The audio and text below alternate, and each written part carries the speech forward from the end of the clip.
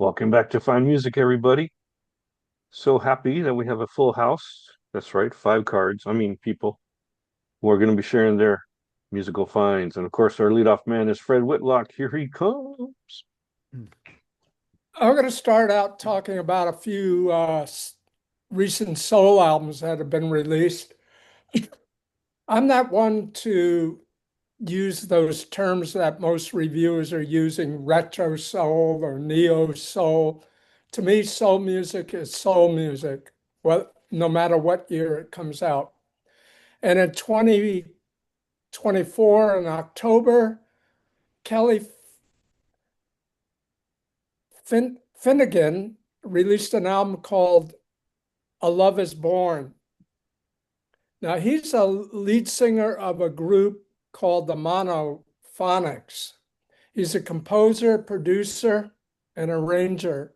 This is his sophomore album, and it blends all the great aspects of soul music together. He's got a great group backing him up of instrumentalists, and it mixes a touch of Detroit and Chicago soul music with a touch of psychedelic, definitely goes into infusing deep soul. He's a great vocalist. If you're ever into Charles Bradley or Duran Jones or Lee Fields, you'll like Kelly Finnegan.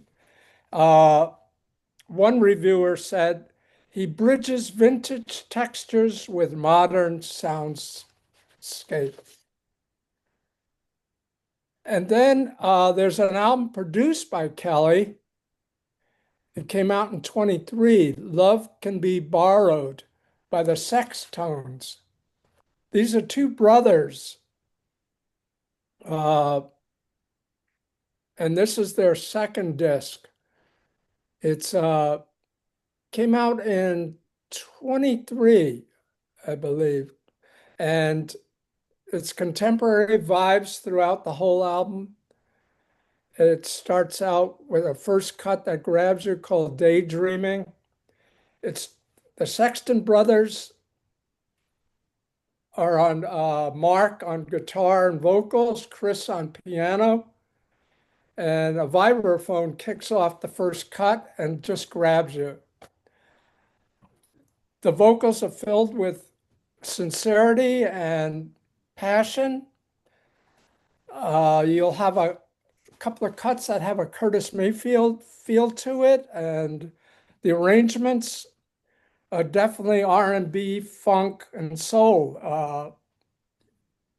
You might hear a little bit of what you've heard in the 70s from Undisputed Truth or any other of those groups from the early 70s in soul music.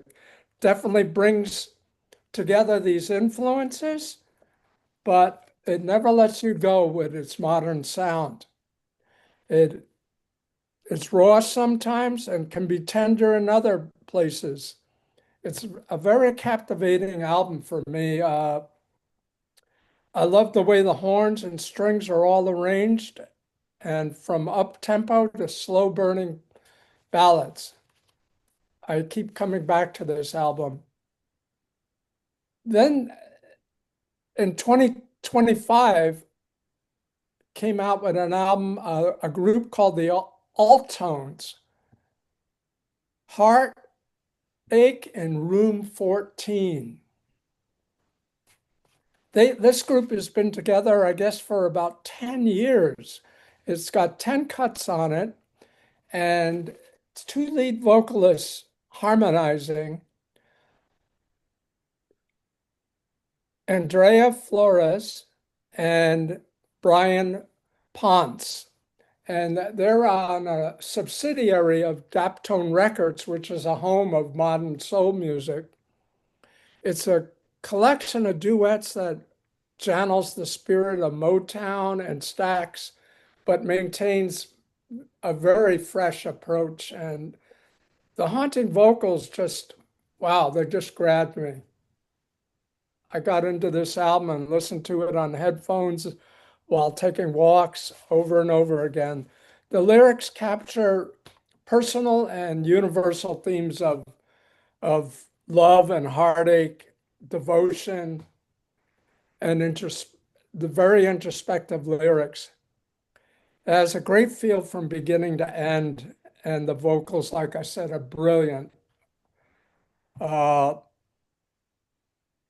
Someone said the interplay between the vocals and the harmonies leaves you gasping.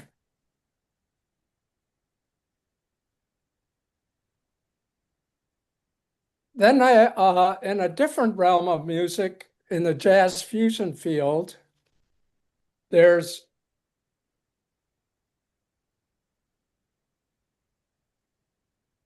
Justin Stratton and Chris Bullock. They're two members of Snarky Puppy that got together and formed a group with musicians from Brazil, mostly from Rio de Janeiro. Uh, this recording captures the feel of Brazilian music. It has a number of different South American Rio artists with them on this album. The performances are just high caliber and good, quiet fire and a musical. Everyone plays with high musical confidence in their playing, and the performances are just well done. Uh, Justin's on keyboards and synthesizers, and Chris is on flutes and saxophone. And they mix well together from dark compositions to a lighter, breezier sound. The merging of the two cultures are well worth looking into, as one reviewer said. This is a beautiful album. And then there's a Norwegian guitarist I discovered, KARL, I hope I pronounce his name right, BJORIA, BJOIRA.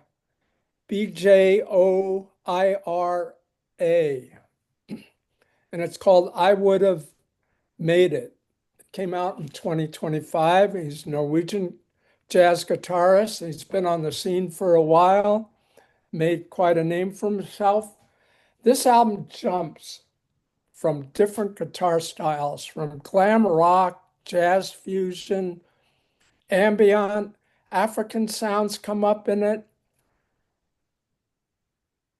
Then it goes into organic noise on some cuts. It's unbelievable improvising with a high energy, high spirited sound. He can go from the title cut, which starts off the album, and the guitar playing will just grab you, loud and rocking. And then all of a sudden on the second cut, Don't Look Down, it goes into a gentle atmospheric sound. The whole album contains so many different styles. A touch of Zappa comes up in a couple of cuts. Um, there's various artists on the album backing him up. He's on guitar, banjo, and synthesizers. And he has a vocalist, Caroline Wallace. She actually sings the song, the Sonny Bono Cher song, Bang Bang, My Baby Shot Me Down, and brings it into a modern sound without losing the spirit of the song. And she also does some wordless vocals on a couple of cuts. Like I said, there's 7 other musicians on this album, and it really has so many different sounds on it, and his swagger and his imagination will just grab you. That's it for today. Yeah, Well, you have some great, tasteful selections that I can't wait to sink my ears into, especially yeah, the, yeah. I was going to say the lack of our ability to comment is proof this is new music to us. That's great. We want to find music. So we thank you, Fred, so much. And we move on to the next episode. Ciao.